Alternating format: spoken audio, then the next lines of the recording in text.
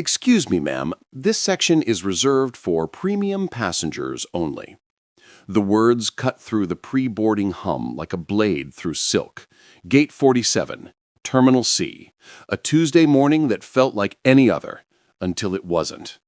The flight attendant's voice carried that particular pitch, professional on the surface, condescending underneath. She stood blocking the aisle, her navy uniform pressed to perfection, one hand raised as if directing traffic away from a crime scene. The woman she addressed stood cradling a 7-month-old against her chest, the baby's head resting in the curve between shoulder and collarbone. Diaper bag over one arm, boarding pass in hand. She hadn't moved forward, hadn't pushed, hadn't raised her voice. She'd simply been standing there, waiting her turn like everyone else. But something about her presence, her skin, her posture, the quiet confidence in her stillness had triggered an assumption. The flight attendant stepped closer. "Did you hear me?" Before we continue, let me know in the comments where you are watching from. I'm curious on how far this story travels. The departure board overhead blinked. 10 minutes to boarding. Around them, Gate 47 buzzed with the usual pre-flight chaos. Rolling suitcases clacking over tile, children whining for snacks, business travelers typing last-minute emails with their phones wedged between ear and shoulder. But now a pocket of silence had opened. Heads turned. Conversations paused mid-sentence. Because everyone could feel it, the shift in air pressure that happens when conflict enters a public space. The flight attendant's name tag read, Stephanie, Senior Crew, 12 years. She tilted her head, mouth pressed into a thin smile that wasn't a smile at all. "Ma'am, I need you to step aside so premium passengers can board." The woman, her name was Jordan, met Stephanie's eyes without flinching. Her voice came out low, steady, unshaken. "I have a premium ticket." Stephanie's smile tightened. "I'll need to verify that." Jordan shifted the baby slightly, reached into her bag and produced her boarding pass, held it out. The barcode faced up. Seat 2A, first class, clearly printed. Stephanie barely glanced at it. "This doesn't look right." The words landed like an accusation. Around them, the pocket of silence expanded. A man in a gray suit lowered his Wall Street Journal. A college-aged girl lifted her phone, angling it toward the confrontation with the muscle memory of someone who'd filmed 1,000 moments before this one. Jordan's jaw tightened, but her voice stayed level. "What doesn't look right about it?" "We've had issues with fraudulent tickets lately." Stephanie's tone dripped with implication. "I'm going to need you to step over to the counter while I verify this with the gate agent." 8 minutes to boarding. A woman behind Jordan whispered to her companion, "She has the baby right there. Why is she doing this?" Stephanie shot a glance over her shoulder, a look that said, "Mind your business." Then back to Jordan. "Ma'am, you're holding up the line." But there was no line. Premium boarding hadn't even been called yet. Everyone could see that. The gate area was still full of passengers milling about, waiting. Jordan hadn't moved toward the jet bridge, hadn't tried to board early. She'd simply been standing there, bouncing gently to keep her baby calm, exactly like a half-dozen other parents scattered throughout the terminal. The difference was visible, undeniable, unspoken. Jordan adjusted the baby against her hip. Her son, Lucas, had started to fuss, sensing the tension radiating from his mother's body. She kissed the top of his head, inhaled that sweet infant smell, and when she looked back up at Stephanie, something had changed in her eyes. Not anger, not fear, clarity. "My ticket is valid," Jordan said quietly. "My seat is confirmed. If you'd like to scan it, you're welcome to." Stephanie's hand moved to the radio clip to her belt. "I'm calling my supervisor." 6 minutes. Jordan glanced at the clock above the gate, then back at Stephanie, and, quietly, so quietly that only the people closest could hear, she smiled. "Have you seen someone treated like this where you live? Comment your thoughts below." The girl with the phone, her name was Maya, sophomore at Boston University, had already hit record. The video frame captured everything. Stephanie's rigid posture, Jordan's calm defiance, the baby's tiny fist curling and uncurling against her mother's collarbone. In the upper corner, barely visible, the departure clock counted down. Maya wasn't the only one. Across the gate area, screens lit up like fireflies at dusk. A businessman angled his tablet to capture the audio. An older woman in a floral blouse held her phone low, discreet, but unmistakably recording. They'd all seen this script before. Maybe not in person, but in 100 viral videos that had blazed across their feeds. They knew the pattern, knew how it usually ended. They wanted receipts. Within 90 seconds, the first clip hit Twitter. Flight attendant harassing black mom with baby at Logan, refusing to let her board first class even though she has a ticket. This is wild. The caption was hasty, punctuation sacrificed for speed, but the video was clear. 30 seconds of Stephanie's condescension, Jordan's measured responses, and the visible discomfort of everyone watching. The view counter ticked upward. 200, 850, 2400. Maya, still recording, whispered to the camera. "Y'all are seeing this, right? She literally has her boarding pass in her hand, and this lady won't—" Behind her, Stephanie's voice cut through again, louder this time. "Ma'am, I'm going to ask you one more time to step aside." The supervisor arrived with the brisk efficiency of someone accustomed to defusing situations before they became incidents. His name tag read, Marcus, Operations Manager. Mid-40s, graying at the temples, the kind of weathered competence that comes from 2 decades of navigating the controlled chaos of modern air travel.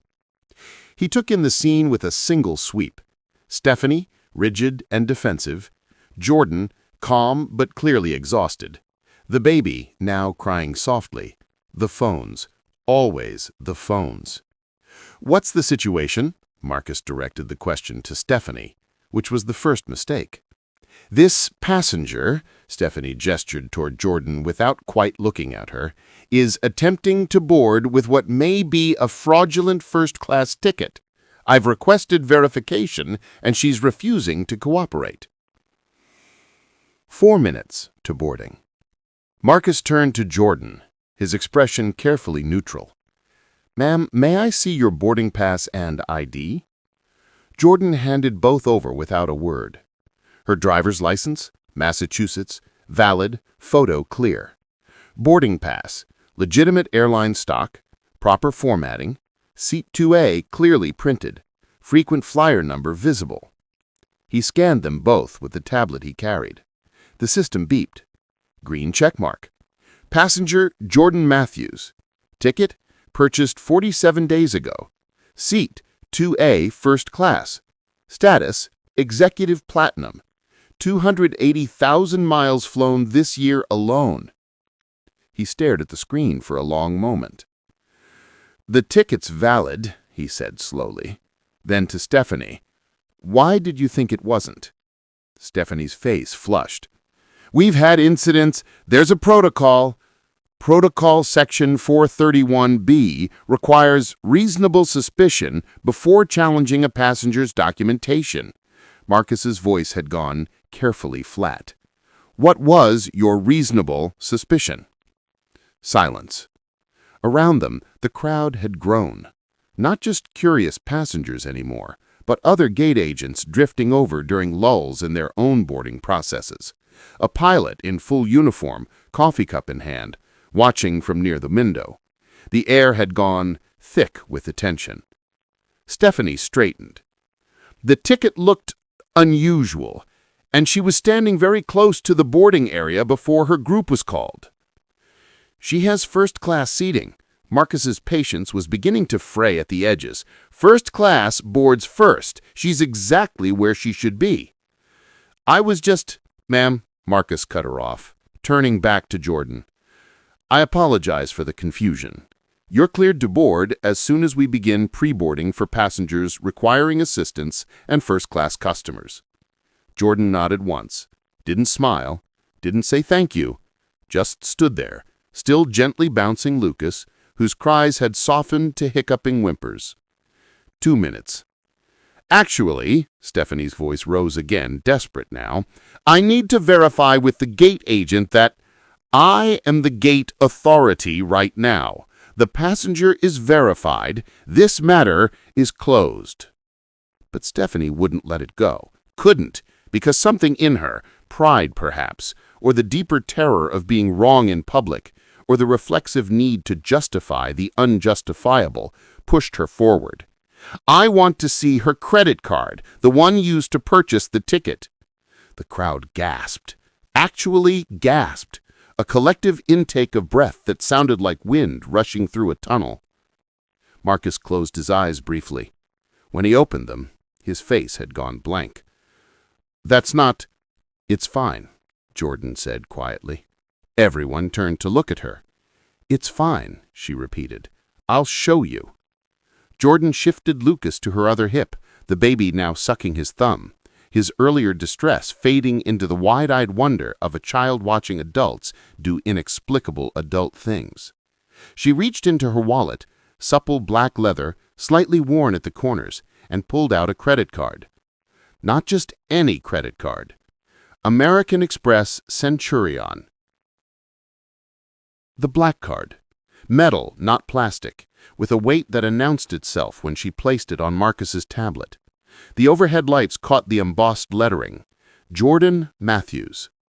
Stephanie stared at it like it might bite her. Marcus picked it up, examined it briefly, then set it back down with the careful precision of someone handling evidence. Ma'am, you don't need to... It's fine, Jordan said.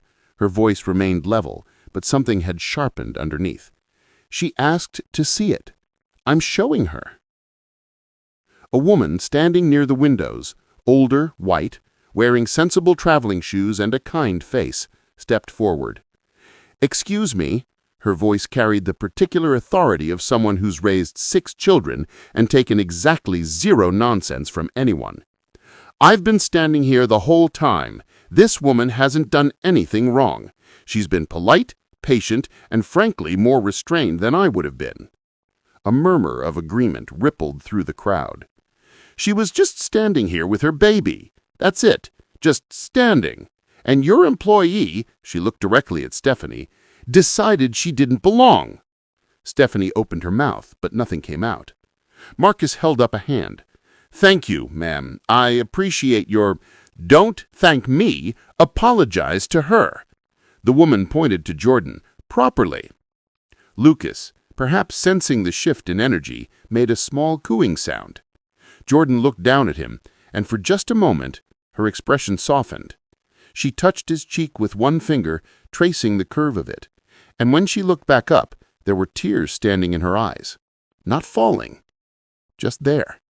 Evidence of the cost of remaining calm. My son, she said quietly, is 7 months old. This is his first flight. I wanted it to be easy, special. I upgraded our tickets so we could board first, settle in without rushing, so he wouldn't be overwhelmed by crowds. I wanted one thing to go smoothly today. Someone in the crowd started clapping, slowly at first. Then others joined. Not everyone. Some people still looked uncomfortable, unsure where to direct their gaze, but enough that the sound filled the gate area like a sudden rain. Stephanie's face had gone from flushed to pale. I didn't mean... You did mean, the older woman interrupted. You looked at her and decided she didn't belong in first class. That's exactly what you meant. Marcus stepped between them, hands raised, his supervisor instincts kicking in despite his own visible discomfort. Let's all take a breath. I need to make a call. He pulled out his phone, walked several paces away, spoke in low tones that no one could hear. When he returned, his face had gone carefully blank. Miss Matthews, he said, I need to verify your booking one more time. It's showing some unusual flags in the system. Jordan's eyes narrowed. What kind of flags? I'm not sure. It's asking me to contact corporate before proceeding with boarding. Boarding begins in 90 seconds. Jordan looked at Marcus for a long moment, then at Stephanie, then at the crowd of passengers, some with phones still raised, others watching with the rapt attention usually reserved for plane crashes or celebrity sightings. She reached into her bag again, not the small wallet pocket this time, but an interior zipper compartment most people use for passports or backup medication. She pulled out a slim leather case, opened it, and removed a business card, extended it to Marcus. He took it automatically, glanced down, and froze. The card was simple, elegant. Cream-colored stock with raised lettering. Jordan Matthews, Executive Vice President, Strategic Operations, Skybridge Airlines.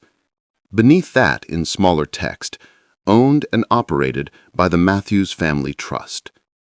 The silence that fell over Gate 47 had texture, weight. You could have carved it into blocks and built a monument. Marcus looked up slowly, his face cycling through confusion, recognition, horror, and resignation in the space of 3 seconds. You're Jordan Matthews." "Yes. As in my husband, David Matthews, founded Skybridge 15 years ago. As in, I serve on the executive board and oversee operational compliance across all North American routes. As in, I signed the contracts that keep this terminal lease active." Her voice remained quiet, devastatingly quiet. That Jordan Matthews. Stephanie made a sound like a small animal stepping into a trap. Marcus's phone buzzed. He looked at the screen, and whatever he saw there drained the remaining color from his face. "I just received an email from corporate.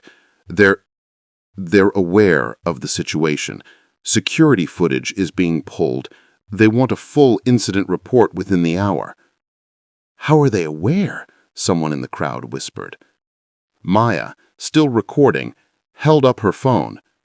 "Because #Gate47 just hit 300,000 views." Jordan looked at Marcus, just looked at him, let him sit with the implications. Then she pulled out her phone, iPhone, rose gold case, unlocked it, and opened an app. Not the standard airline app passengers use to check flight status, a different one, internal. The interface showed real-time system access, gate assignments, crew manifests, maintenance logs, executive dashboards. She turned the screen so Marcus could see, scrolled to a section labeled Operational Alert Protocols. Tapped. Every screen in the gate area, departure monitors, boarding displays, the digital advertisement panels flickered once. Then a message appeared in crisp sans serif font. Operational notice. Gate 47 boarding delayed.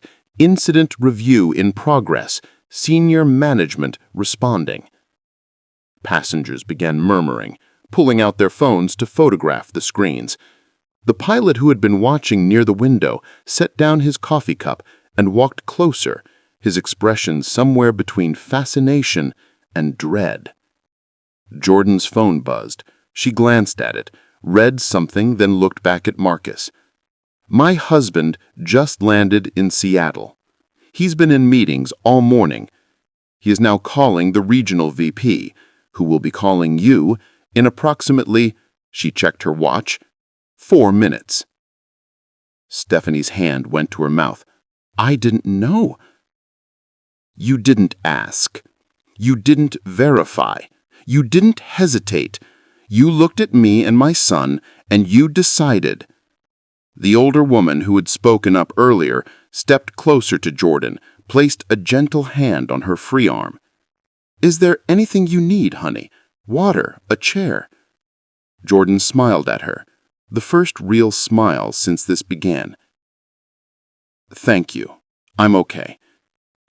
Lucas, oblivious to the power shift happening around him, grabbed a handful of his mother's shirt and tugged. She looked down at him, kissed his forehead, and when she looked back up, the room had changed. People weren't just watching anymore. They were witnessing, bearing testimony.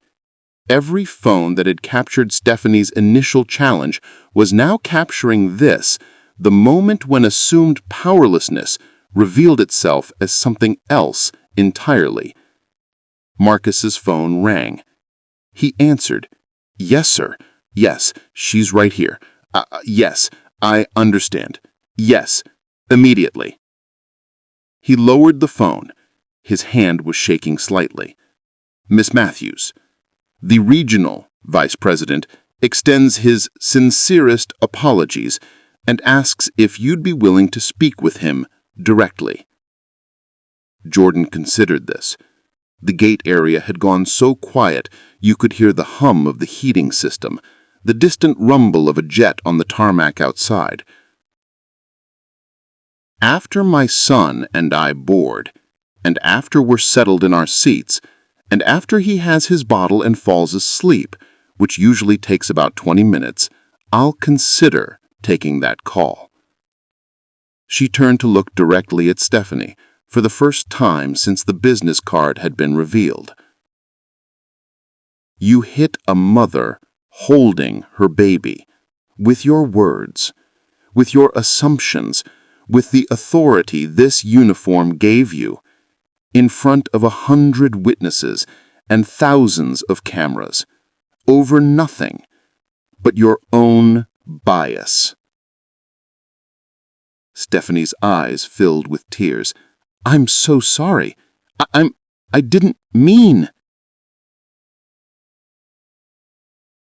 Jordan said softly, "But you did mean it. At least some part of you did, the part that's been trained by systems, by culture, by 1,000 small moments to see someone who looks like me and assume I'm the problem."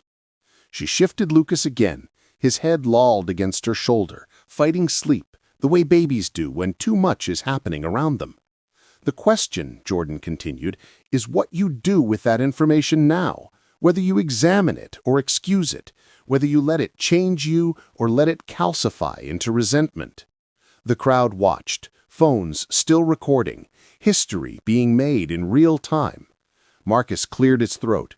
"Miss Matthews, what would you like us to—" "We'll get to that," Jordan said. "First, I want my son on that plane."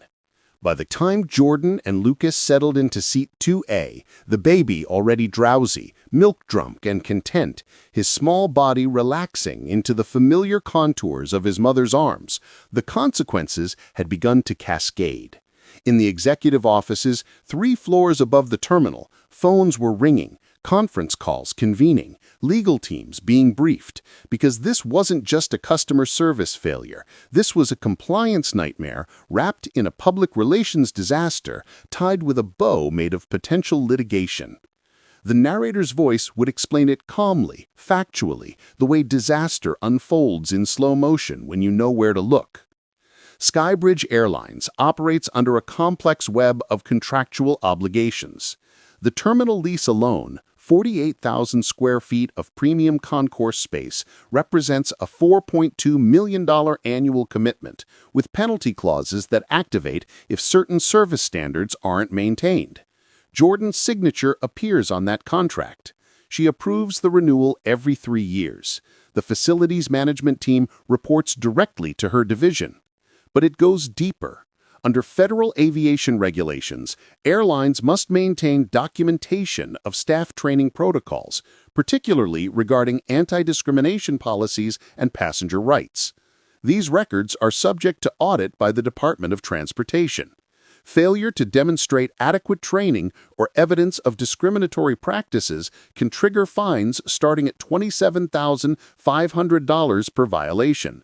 Repeat offenses can trigger enhanced scrutiny, license reviews, and in extreme cases, operating authority suspension. Skybridge's executive compensation structure includes performance metrics tied to customer satisfaction scores, NPS ratings, and incident reports. A viral discrimination case would impact those metrics across multiple quarters. Stock price sensitivity in the airline industry means even a 2% dip following negative publicity could erase tens of millions in market capitalization. Then there's the litigation exposure. Civil rights attorneys monitor social media for exactly these cases. A video with 300,000 views, now 600,000, now 850,000, represents evidence that can't be disputed, disappeared, or explained away. Jordan would have grounds for a lawsuit alleging discrimination, emotional distress, and violation of passenger rights. Damages could easily reach 7 figures, especially given her status and the public nature of the humiliation. But more than that, more than the money, the contracts, the regulations, was the reputational stake. Airlines live and die by trust. Passengers need to believe they'll be treated fairly, transported safely, respected fundamentally. A company whose own co-owner is racially profiled on its own aircraft, that's not a customer service issue. That's a systemic failure that calls into question everything the brand claims to stand for. In the terminal below, Marcus was now on his 3rd call in 10 minutes. His supervisor's supervisor, someone from HR, the regional VP. Each conversation shorter than the last, each ending with the same instruction: contain this, fix this, document everything. Stephanie had been escorted to a private office, not arrested, this wasn't a criminal matter, but removed from public view while the airline figured out what exactly to do with an employee who just profiled the boss's wife on camera. The gate agent who'd watched the whole thing unfold was quietly updating passenger records, her hands shaking slightly as she typed.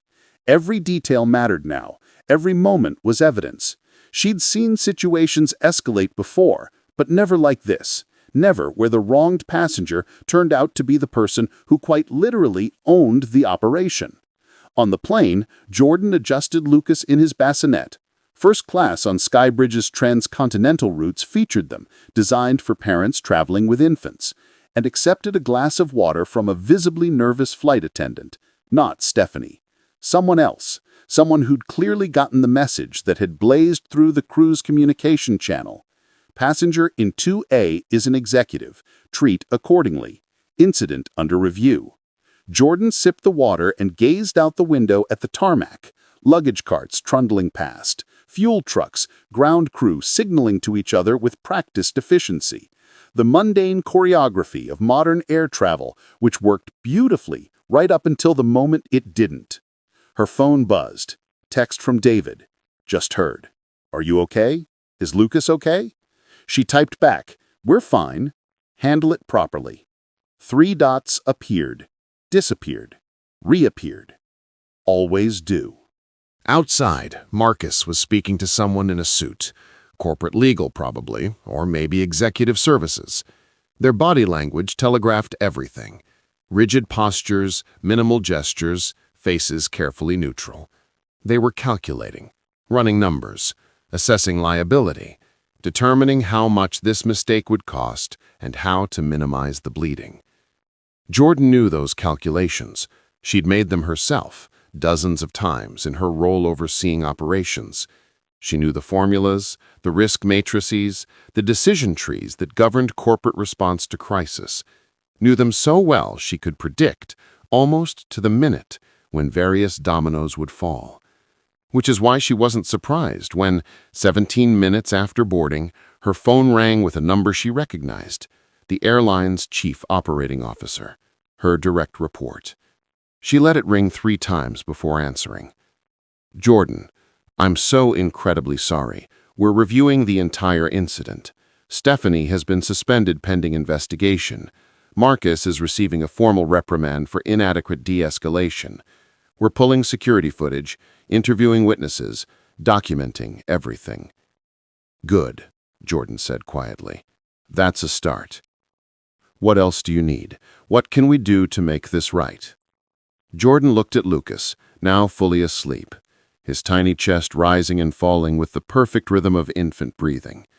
7 months old, too young to remember this, but old enough that she'd remember it for him.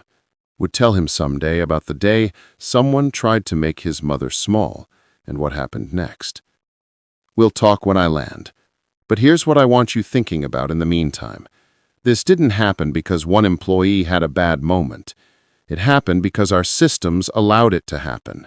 Because someone felt empowered to challenge a passenger based purely on appearance. Because policies and training didn't prevent it. She paused, gathering her thoughts into the precise language of operational reform. So we're going to fix the systems. Comprehensive bias training, mandatory and recurrent for every customer-facing employee. Third-party auditors to review our policies. Anonymous reporting channels for both passengers and staff. Regular data analysis to identify patterns, which routes, which crews, which airports see disproportionate challenges to passengers of color. And we're going to publish the results, transparently, quarterly. Silence on the other end of the line. Then, that's extensive. So was having my infant son witness his mother being publicly humiliated for the crime of existing while black. Extensive seems proportional. Absolutely. Yes. We'll begin immediately. See that you do. She ended the call and set the phone down. Outside the window, the ground crew had finished their preparations. The pilot's voice came over the intercom, warm and professional, announcing their departure. The plane began to taxi. And Jordan Matthews, still holding her sleeping son, allowed herself one long, slow breath. The first calm breath since she'd heard those words, 27 minutes ago, that had started everything. "Excuse me, ma'am. This section is reserved for premium passengers only." The plane lifted smoothly into Boston's autumn sky, banking west toward Seattle. Below, the terminal grew small, then vanished into the quilted landscape of suburbs and highways. Inside the cabin, first-class passengers settled into their rituals.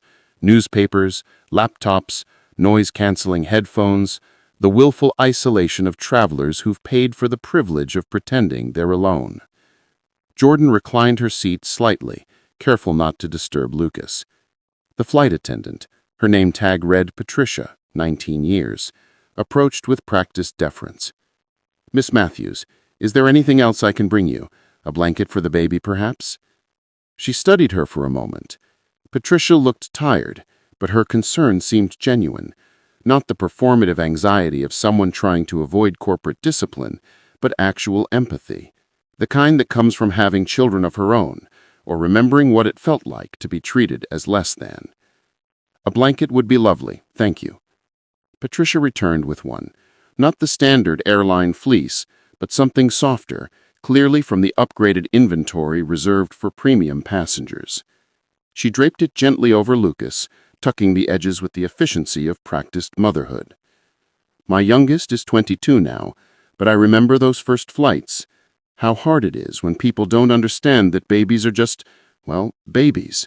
They can't help being there." Jordan smiled. "Thank you." And for what it's worth, Patricia's voice dropped lower, what happened at the gate was wrong.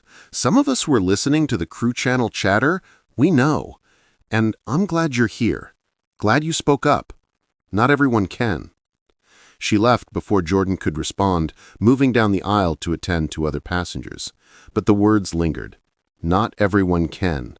The simple, devastating truth of it, that Jordan's power had protected her, would result in accountability, but countless others had stood where she stood, in airport lines, at hotel check-ins, in retail stores, at restaurant host stands, and had no recourse, no business card to produce, no executive authority to invoke. Just the indignity, absorbed and carried forward, added to the weight of 1,000 similar moments. On the ground, accountability was moving at the speed of corporate terror. Stephanie sat in the office of Skybridge's Terminal C HR representative, a woman named Carol who'd seen 20 years of employee discipline cases and had learned to keep her expressions neutral as stone. The room was small, windowless, designed to feel neither comfortable nor overtly hostile, just transactional, a space for consequences. "Your employment is suspended effective immediately, pending the outcome of our investigation," Carol said. Her voice was kind but firm. "You'll be placed on unpaid leave. We'll complete interviews with witnesses, review all available footage, and assess the incident against company policies regarding discrimination and passenger treatment." Stephanie's face was blotchy with tears. "I swear I didn't know who she was. I would never." "That's precisely the problem," Carol leaned forward slightly. "Your concern shouldn't be who she was.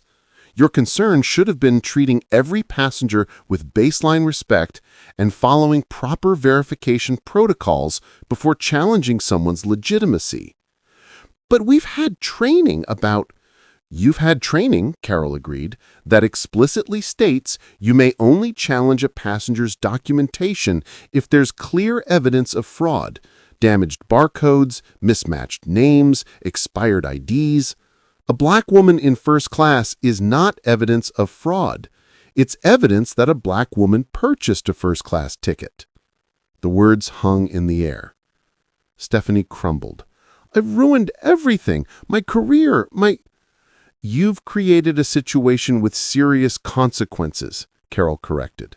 "Whether it ruins everything depends on what you do next, whether you take genuine accountability, seek education, and demonstrate changed behavior, or whether you become defensive and resentful." She slid a folder across the desk. "This contains information about bias training programs, some voluntary, some that may become mandatory depending on the investigation's outcome. I suggest you review them carefully." Upstairs in the executive suite, David Matthews was on a video call with his entire leadership team. He'd cut his Seattle meeting short, rescheduled everything, because this wasn't something that could wait.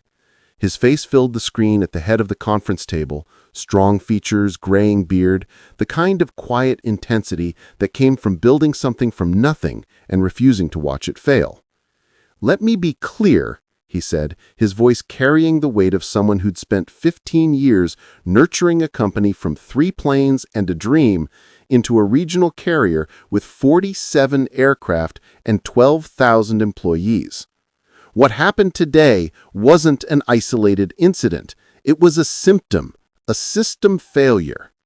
Around the table, executives nodded. The COO, the Chief People Officer, the VP of Customer Experience, Legal Counsel, PR Director, all of them had been briefed. All of them understood the stakes. "We're implementing immediate changes, mandatory bias training, comprehensively redesigned for every single customer-facing employee. Not a 1-hour video module, real training, role-playing scenarios, discussion groups, facilitated by external experts who specialize in this work." The Chief People Officer made notes. "Timeline. We start within 30 days, complete rollout within 90. Anyone who refuses participates in progressive discipline up to and including termination." "That's aggressive," someone noted. "So was my wife being racially profiled on our own airline while holding our infant son." David replied evenly, "Aggressive seems appropriate." He clicked to the next slide. "We're establishing an anonymous passenger reporting system, QR codes on every seatback card, web portal, dedicated hotline. Reports go to an independent third party who'll compile data and flag patterns. If certain employees or routes show disproportionate complaints, we investigate." "What about employee protection?" the union representative asked via video link. "False reports, malicious complaints." "Everything's documented and verified. We're not looking to punish people for good faith mistakes. We're looking to identify and correct systemic problems." David's gaze was steady. "And yes, to remove people who shouldn't be in customer-facing roles if they can't treat passengers with dignity." The meeting continued for 90 minutes. Policies dissected, procedures revised, accountability matrices updated.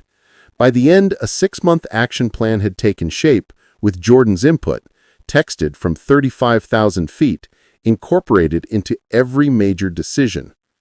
At Gate 47, Marcus was completing his incident report, his supervisor reading over his shoulder.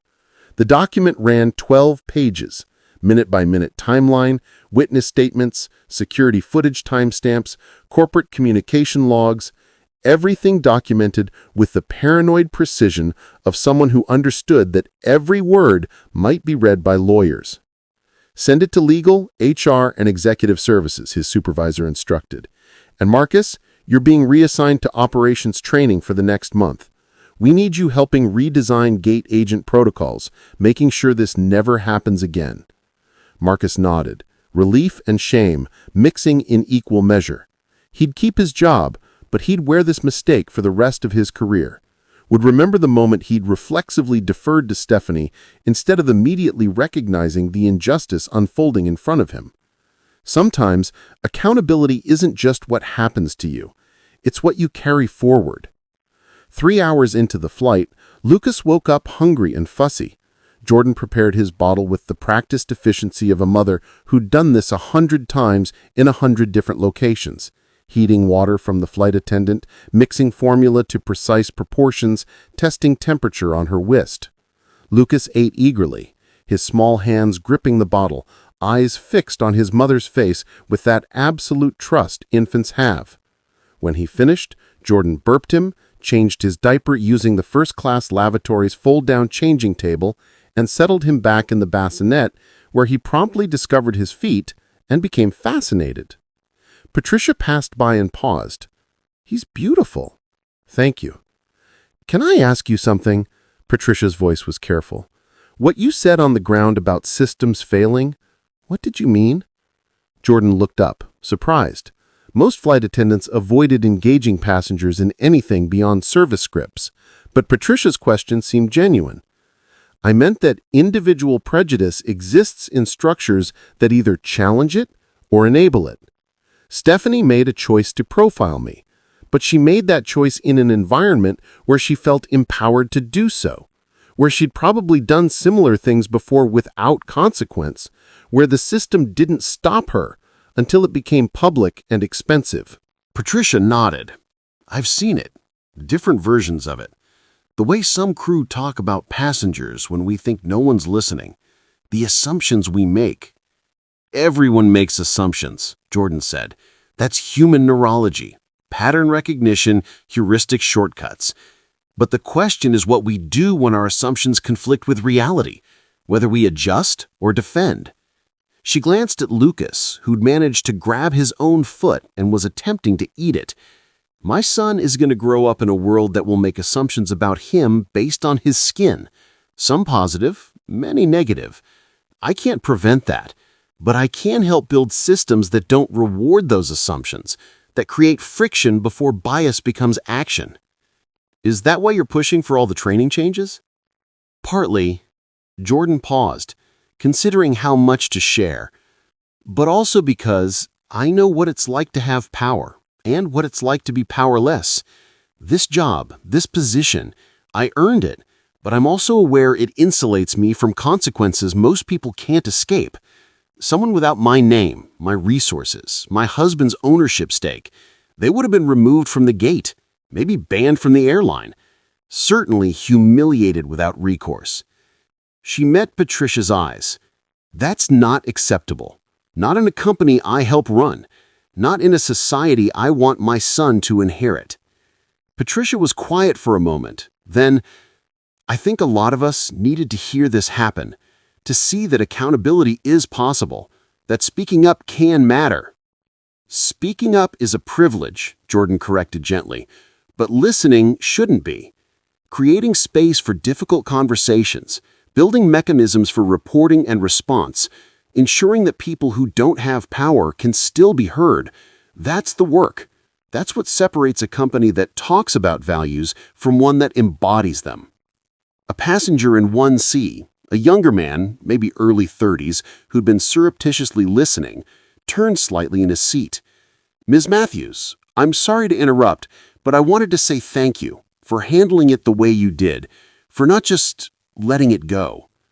Jordan looked at him, taking in details: slight accent, darker skin, features suggesting South Asian heritage. Someone who'd probably faced his own versions of Gate 47. "It shouldn't take someone with my position to get basic respect," she said. "That's the part that's broken. But since I have this position, I can at least use it to make it better for people who come after." "Still," the man said, "thank you." Others were listening now, not obviously, but you could feel the attention, the way the cabin had gone slightly too quiet. Jordan realized she'd become, inadvertently, a public speaker, that her words were being absorbed by dozens of people who'd process them, share them, maybe carry them forward into their own moments of choice. She felt the weight of that, the responsibility. "The lesson," she said, raising her voice just slightly so it would carry, "isn't that bad things happen when you mess with the wrong person. It's that bad things should happen when you treat any person wrong. The problem isn't that Stephanie profiled someone powerful, it's that she profiled someone at all, that the instinct existed, the permission felt granted, the action taken without hesitation." Lucas made a happy gurgling sound, completely oblivious to his mother's impromptu ethics lecture. Jordan smiled down at him, then back at the cabin. "We're all complicit in systems we benefit from. The question is whether we're willing to acknowledge that and do the hard work of changing them, or whether we look away because it's uncomfortable." She picked up Lucas, held him against her shoulder, felt his small heartbeat through the thin cotton of his onesie. "I choose uncomfortable, because my son deserves a world that doesn't require a business card to receive dignity." The cabin was silent for a long moment. Then someone started clapping. The older woman from the gate, seated 3 rows back, her face bright with approval. Others joined. Not everyone, and not loudly, but enough. Enough to say, "We hear you. We see you.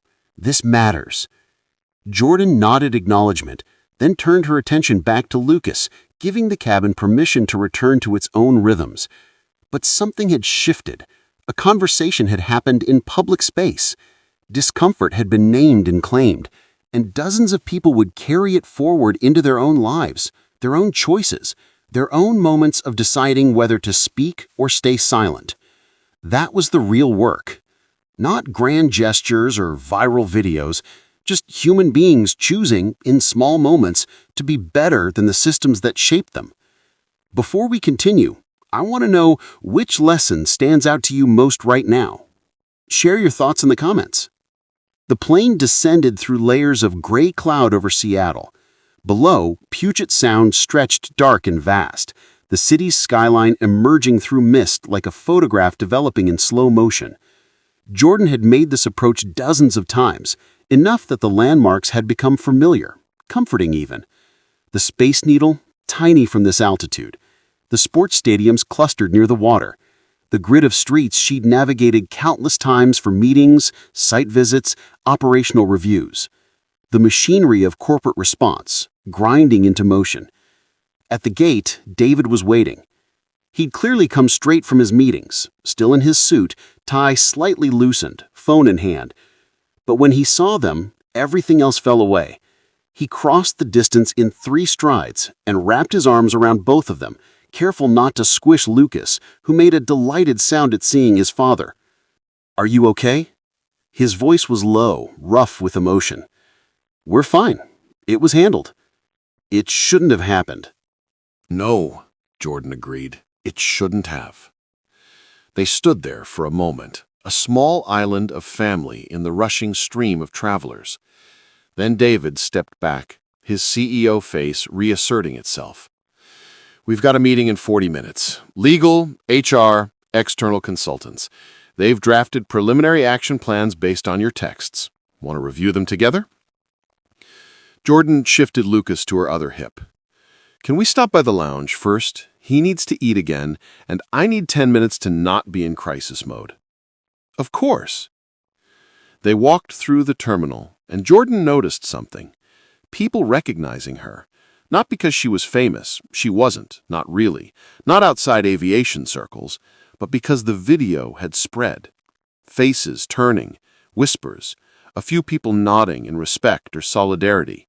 No one approached, but the attention was there, tangible. In the Skybridge Executive Lounge, David ordered food while Jordan settled into a private nursing room with Lucas. The space was quiet, softly lit, designed for exactly this purpose. She fed him, burped him, changed him again, and by the time she emerged 20 minutes later, some of the tension had drained from her shoulders. David had coffee waiting, and a tablet loaded with documents. The short version is that we're implementing everything you suggested and then some. Comprehensive training overhaul, independent auditing, transparency reports. Stephanie's suspended pending investigation results, which will likely lead to termination. Marcus is being reassigned to training design, so he can help prevent this from happening again. Jordan scrolled through the proposals. They were thorough, aggressive, expensive, exactly what was needed. What about the public statement? David pulled up another document. PR drafted this, but I wanted your approval before it goes out. Jordan read, "Today, an incident occurred at our Boston Logan terminal in which one of our employees treated a passenger who also happens to be a member of our executive leadership team in a manner that was discriminatory and unacceptable. While we are grateful that this incident came to light, we are deeply troubled that it happened at all. This is not who we are, or rather, it is not who we are committed to becoming. Effective immediately, Skybridge Airlines is implementing comprehensive reforms to our training, reporting, and accountability systems. We will be transparent about our progress, publishing quarterly reports on passenger complaints, staff training completion rates, and audit findings. We recognize that trust is earned through actions, not words.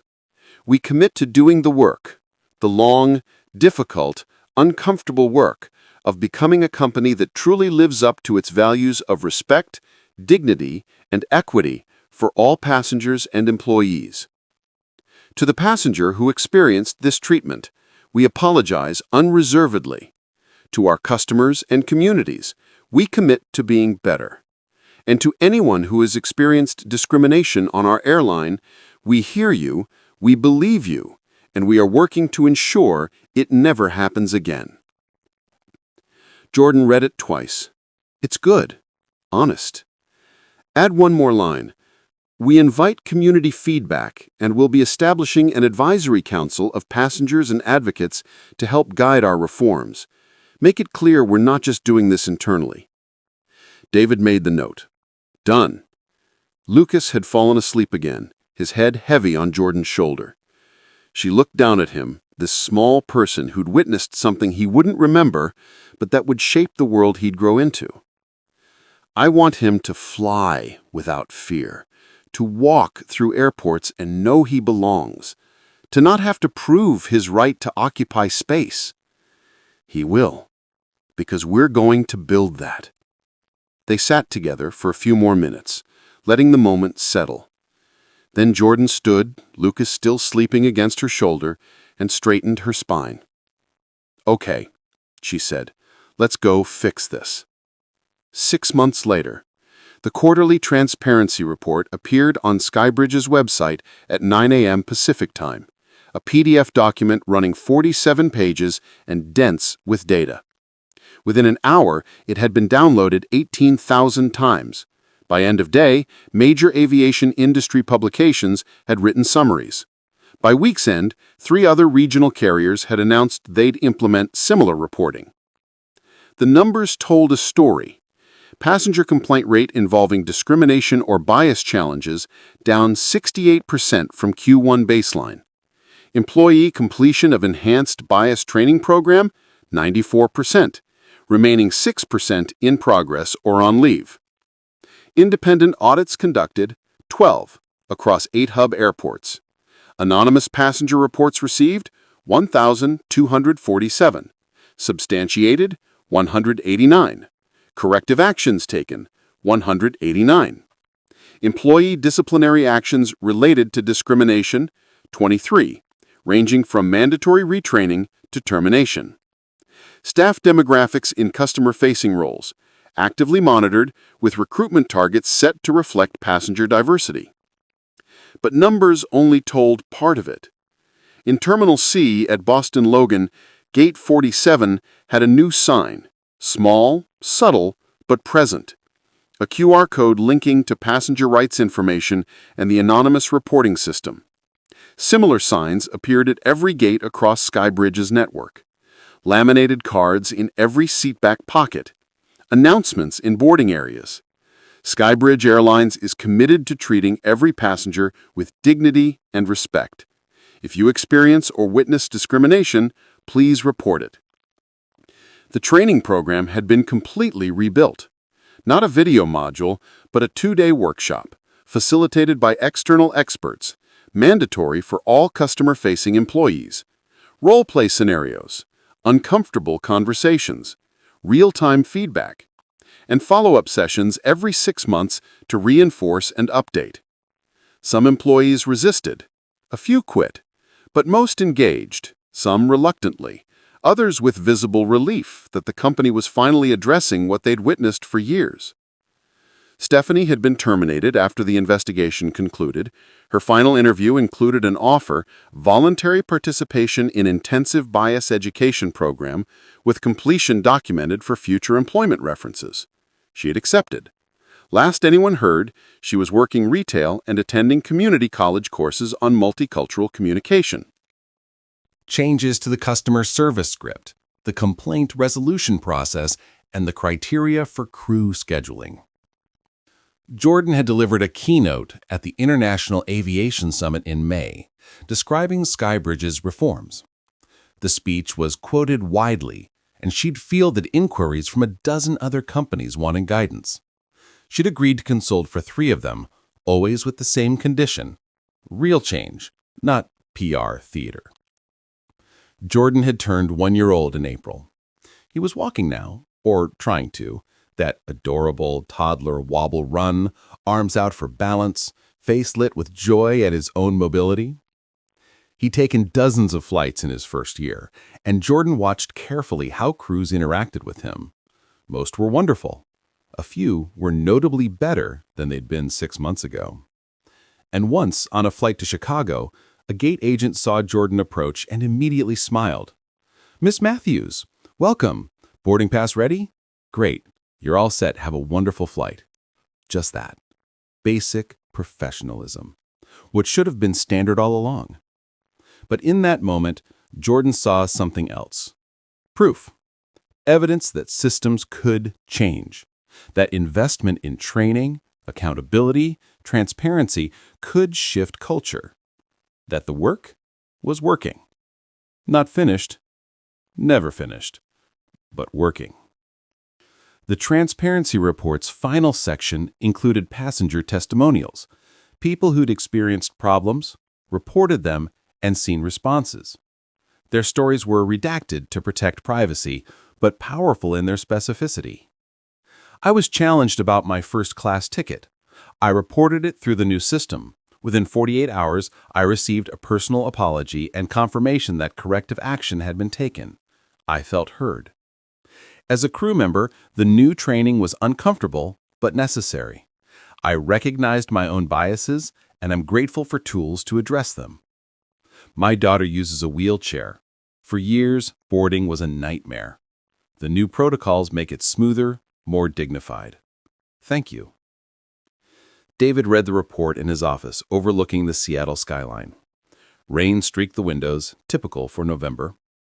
He scrolled to the final page where Jordan had insisted on including one specific paragraph. This work began because of an incident involving a member of our executive team. But it continues because of countless others who experience discrimination without recourse, without power, without publicity. We owe them, all of them, our commitment to be better. Not perfect, but better. Every day, every flight, every interaction. That is our promise and our practice. He closed the laptop and looked at the framed photo on his desk.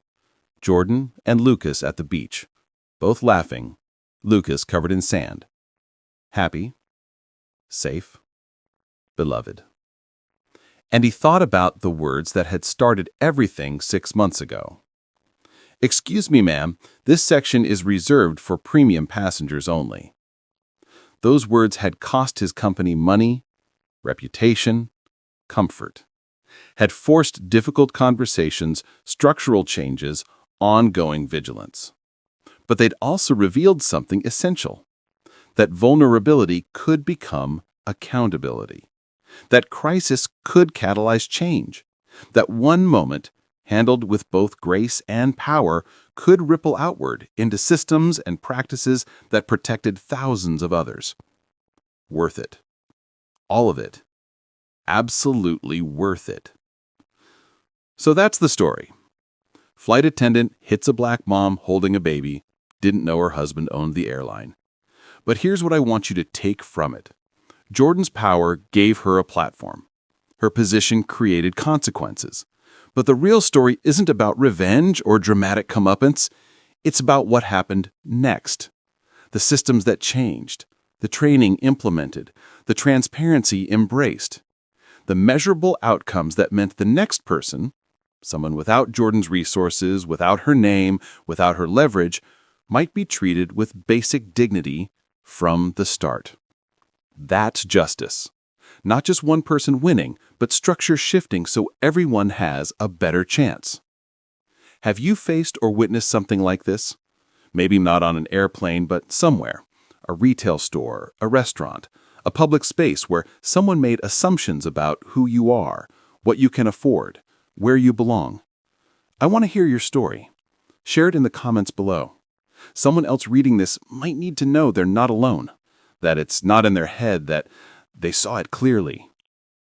And if you're someone who works in customer service, in management, in any position where you interact with the public, what systems exist where you work to prevent bias from becoming action? What training have you received?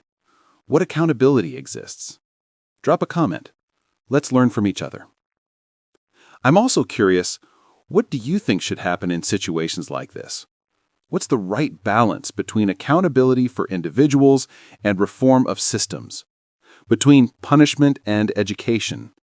Between calling out and calling in? Those are hard questions, and I don't think there are simple answers. But I believe the conversation matters. If you made it this far, I appreciate you. I know this was a long story, but some stories need space to breathe, to unfold properly, to show not just the moment, but the aftermath, the work that comes after the cameras stop recording. Suggest a story theme for the next video. What kind of situation do you want to see explored? What injustice needs light? What kind of quiet heroism deserves recognition? I'll read every comment and feature the top suggestion in the next upload. And if stories like this matter to you, if you believe in accountability, in change, in the possibility that individuals and systems can be better, subscribe to True Justice. Hit that notification bell, share this video with someone who needs to hear it. And lastly, share your views and thoughts in the comment. I will read all. Because here's the thing. Stories like Jordan's go viral because they're rare, because they're dramatic, because there's a satisfying arc of injustice revealed and power flipped and consequences delivered. But most stories don't end that way. Most people don't have a business card that changes everything. Most moments of discrimination happen quietly, absorbed privately, carried forward as weight. So the real work, the necessary work, is building systems where everyone gets treated like Jordan eventually was. Not because of who they are, but because of who we choose to be. Companies that build accountability into their operations. Employees who speak up when they see wrong. Bystanders who refuse to be silent. Leaders who understand that equity isn't a PR strategy, but a practice. That's the world I want for Lucas. For all the Lucases out there, taking their first flights, learning to navigate public spaces, discovering what it means to move through a world that will make assumptions about them. We can build that world. One policy change, one training session, one moment of choosing better at a time. Thanks for watching. Thanks for caring. And thanks for being part of the change. Until next time, this is True Justice.